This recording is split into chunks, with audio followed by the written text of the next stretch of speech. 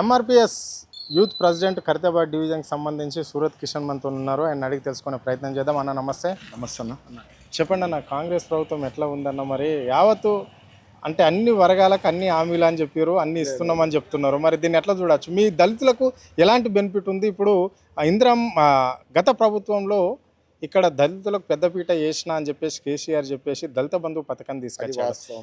ఇక్కడ కాంగ్రెస్ పార్టీ అంబేద్కర్ అభయస్థం కింద 12 లక్షలు ఇస్తాం దళితులకు అన్నది. మరి మాల మాదిగలకు పెద్దపీట వేస్తున్నామని చెప్తున్న ఈ ప్రభుత్వం మరి ఎంతవరకు ఇంప్లిమెంట్ చేసింది దళితుల కోసం? ఖాళీ ఆ రెడ్డిలకే చూసుకుంటుండు, ఆ బీసీలకు చూసుకుంటుండు, కానీ దళితులకు, ఎస్సీలకు, మాదిగలకు, మాలోళ్ళకు ఇలా ఎవ్వరికి చూస్తలేడు రేవంత్ రెడ్డి. ఇది దొంగ ప్రభుత్వం ఏమున్నా కానీ. ఇంకోటి, బీఆర్ఎస్లో గెలిచిన వాళ్ళు కాంగ్రెస్లోకి వెళ్ళారు. ఇది ఎంతవరకు న్యాయం? దొంగలే అయ్యారు. ఇంత డబల్ బెడ్రూమ్ 210 ఇల్లులు ధర్నా చేసిన, ఆమర నిరాహార దీక్ష చేసిన నేను, నా పేరు సూరజ్ కిషన్, ఎంఆర్పిఎస్ జెండా పెట్టుకొని 11 రోజులు ఆమర నిరాహార దీక్ష చేసినందుకు ఆయన నాకు 2 ఇల్లులు ఇస్తున్నాడు. దానం నాగేందర్ ఒక్క ఇల్లు కూడా ఇవ్వలేడు, ఒక దళిత బంధు ఇప్పియలేడు. ఇదే కేసీఆర్ అదే ఉంటే, అదే మన్యం గోవర్ధన్ రెడ్డి ఉంటే నాకు ఏదో ఇంత సాయం చేస్తుంది. నాకు ఇస్తా అని ఇవ్వలేడు. ఆయన ముఖ్య అనుచరులకు ఇచ్చుకోండు. మెయిన్ పైసగల్లోలే, గరీబోళ్ళకి మాత్రం ఒక్కొక్కటి ఇల్లు ఇవ్వడు. అంటే ఇక్కడ డబుల్ బెడ్రూమ్ విషయంలో చాలా గొడవలు అవుతున్నాయి. ఒక 12 మంది 11 మందికో ఇక్కడ వాళ్ళ భూమి ఉన్నప్పటికీ వాళ్ళ ఇండ్లు కూల్చేసి అక్కడ కట్టినాక వాళ్ళకి నిజమైన బాధితులకు ఇయ్యలేరు అని చెప్పేసి ఖరీదాబాద్లో ఈ వార్త వస్తుంది. ఇది వాస్తవమేనా? అది వాస్తవమే. ఉన్న వాళ్ళకైతే ఆయన ఉన్నోళ్ళకే ఇచ్చుకుంటుండు, ఆయన అనుచరులకే. కానీ ఇక్కడ పుట్టి పెరిగిన వాళ్లకు, గరీబోళ్లకు, వాళ్ళ ఇల్లులు పోయిన వాళ్లకు 12 ఇల్లులు మిలిగినాయి. ఆ 12 ఇల్లులు కూడా డీ బ్లాక్లోనే ఉండే. నన్ను అడగండి, మొత్తం దాని హిస్టరీ చెప్తా. ఇవాళ రేపు నా జిందగీలో నేను చూడలేను పైసలు వంచిన సీఎం ఒక కేసీఆర్. ఇంటింటికి 10 వేలు అప్పుడు వర్షాలు పడితే, ఇంట్లో మొత్తం పడితే. ఏ సీఎంని చూడలేను. నా 38 సంవత్సరాలు, నాకు ఇప్పుడు 39. ఇంతవరకు ఏ సీఎం చూడలే. అట్లాంటి సీఎం ఖాళీ కేసీఆర్.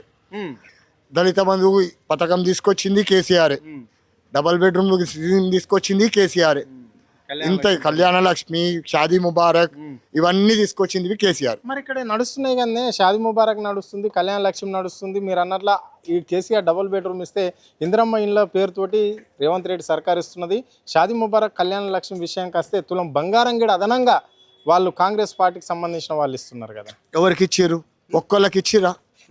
ఒక్కోళ్ళకన్నా ఇచ్చిరా చూపియండి, అప్పుడు మాట్లాడదాం. ఒక్కోళ్ళకి ఇవ్వలేడు. అదే కళ్యాణ లక్ష్మి క్యాన్సిల్ చేసిండు, అది రైతు బంధువు క్యాన్సిల్ చేసిండు. వాస్తవం కదా ఇవన్నీ. ఎక్కడి మళ్ళీ ఆయన 6 పథకాలు అన్నాడు, 7 ఉన్నాయి. ఒక్క బస్సు ఒక్కటే చేసిండు. గ్యాస్ ఎక్కడ పోయింది? ఇందిరమ్మ ఇల్లు ఎక్కడ పోయింది? ఇవన్నీ ఎక్కడ పోయినాయి? ఆయన ఏం చేసిండు? ఏం చేయలేడు. అంతా దోచుకుంటుండు. ఏమని ఉంటే కేసీఆర్ 2 లక్షలు అప్పు చేసి పోయిండు, ఇంట్లో ముంచేసిండు. ఆ మిత్తిలు కట్టలేకపోతున్నా 18,500 కోట్లు వచ్చినాయి. ఇంకో ఆయన పేరు మందకృష్ణ అన్నకు, ఇంకో అన్న పేరు ఏం పేరు ఉంది కదా, ఆర్ కృష్ణ, ఆయనకి ఇస్తా మీరేమంచూర్రి అని చెప్తే, అంటే సీఎం ఎందుకున్నట్టు అవసరమా? ఆ గద్దె దింపురు అని ఫస్ట్ ఈడు కేసీఆర్ని గద్దె దింపు అని అన్నాడు. మళ్ళీ ఈడేం చేస్తుండు? ఏమైనా చేసిండా? ప్రజలకు ఏమైనా చేసిండా? చేస్తుండే పేరుతోటి. ఇప్పుడు కేసీఆర్ మళ్ళీ ఇక్కడ ఈ రాష్ట్రంలో గెలవడు అని చెప్పేసి ఇక్కడ రాష్ట్ర ముఖ్యమంత్రి చెప్తుండే. వచ్చేది మేమే అంటున్నారు కాంగ్రెస్. ఆయన అలా తాత ముత్తాతలు ఇప్పుడు దిగొచ్చి ప్రచారంకి వచ్చినా కానీ గెలవడు. కేసీఆర్ నెక్స్ట్ సీఎం, ఇది గ్యారంటీ చెప్తున్నా. ఎందుకంటే ఆయన రేవంత్ రెడ్డి, కేసీఆర్ కానీ, మన కేటీఆర్ కానీ, హరీష్ రావు కానీ, వీళ్ళు మొత్తం తీసుకొచ్చి ఇక్కడ దానం నాగేందర్ని గెలిపించింది ఒక కేటీఆర్. ఇక్కడ ప్రచారంకు తీసుకొచ్చి కేటీఆర్ గారే గెలిపించారు. అలాంటి వ్యక్తులను మోసం చేసి దానం నాగేందర్ మళ్ళీ కాంగ్రెస్ పార్టీ ఎన్ని పార్టీలు చేంజ్ చేస్తాడు? ఆయన ఆస్తులు కాపాడుకోనికనే ఇదంతా, అంతేగాని ఇంకేం లేదు. ఇదంతా దొంగ రాజకీయం మొత్తం. అంతా దొంగలు ఒకటే ఆస్తులు పంచుకుంటారు. గరీబోళ్ళకి మాత్రం చూస్తలేరు. ఒక్క గరీబోనికి, ఒక్క గుడిసెలోనికి ఇల్లులు ఇస్తలేరు భయ్యా. ఇల్లులు చెట్టు గురించి ఎన్నోసార్లు కంప్లైంట్ ఇచ్చిండు నేను. రాగి చెట్టు గురించి చెప్పులు అరిగిపోయినాయి. ఒక్కసారి వచ్చి ఒక్క నాదుడు పట్టించుకోలేడు. ఇదే విజయరెడ్డి పట్టించుకోలేదు, దానం నాగేందర్ పట్టించుకోలేడు. ఎన్నిసార్లు తిరిగినా తెలుసా నేను? నా ఎంబడ 110 మంది. మీరేమో పట్టించుకోలేరు అంటున్నారు. రాష్ట్ర ముఖ్యమంత్రి ఏమో మా ప్రజాప్రతినిధులు ఎమ్మెల్యేలు కావచ్చు, ఎంపీలు కావచ్చు, చిన్న కాంగ్రెస్ క్యాడర్ కూడా గల్లీలలో ప్రజలకు కావాల్సినవి అన్నీ ఇస్తున్నారు. వాళ్ళ సమస్యలు ఎప్పటికప్పటికి ప్రభుత్వానికి చేరవేస్తున్నారు. దాన్ని మేము అమలు చేస్తున్నాం. ప్రజల సమస్యలే లేవు ఈ రాష్ట్రంలో అని చెప్పేసి చెప్తున్నాడు. కొంతమంది బీఆర్ఎస్ నాయకులే కావాలని బదలాం చేస్తున్నారు అని చెప్తున్నాడు ఈ రాష్ట్ర ముఖ్యమంత్రి.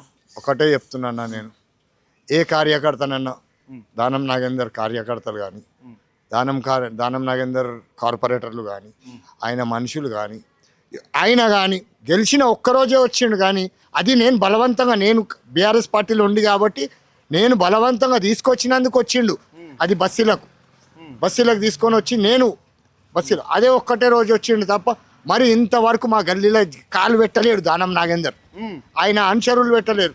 ఎవరు పెట్టారు చెప్పండి, పిలవండి, ఎవరినైనా ఒక్కళ్ళని పిలవండి, నేను మాట్లాడతా వాళ్ళతో. చివరిగా చెప్పండి అన్న, ఇక్కడ రాష్ట్ర ముఖ్యమంత్రి అంటున్నాడు కేసీఆర్ ఆనవాళ్ళు లేకుండా చేస్తాం, రాబోయే ఎన్నికల్లో బీఆర్ఎస్ పార్టీ ఉండదు, కాంగ్రెస్ జెండా ఎగరబోతున్నది రాష్ట్ర వ్యాప్తంగా, కేసీఆర్ చరిత్ర అనేది గతం గురించి చెప్పుకోవాలి కానీ ఫ్యూచర్ ఏముండదు, ఆయనను ఫామ్ హౌస్లో బంధించినాం పశుపతిలాగా అని చెప్పేసి అంటున్నాడు. దీన్ని ఎట్లా చూస్తారు? పులే ఉంటుంది, పులే ఉంటుంది, పిల్లే. ఆయన బయట ఉండి ఎగురుతుండు. పులేడు ఉంటుంది, గృహలు ఉంటుంది. ఒక్కసారి గృహాలకి వెళ్ళి బయటికి వచ్చింది అనుకో, ఈ పిల్లి ఎడిగిపోతుంది. ఒక్కసారి చెప్పండి, పిల్లి ఎవరో పులి ఎవరో మీరే తెలుసుకోండి. పులే, ఆ పులి గృహలు ఉంది. అది ఎప్పుడు బయటికి వచ్చిందో అప్పుడు రేవంత్ రెడ్డి పని చిత్తు అవుతుంది. అంతేనా? ఇది గ్యారంటీ. Thank you. ఇది పరిస్థితి.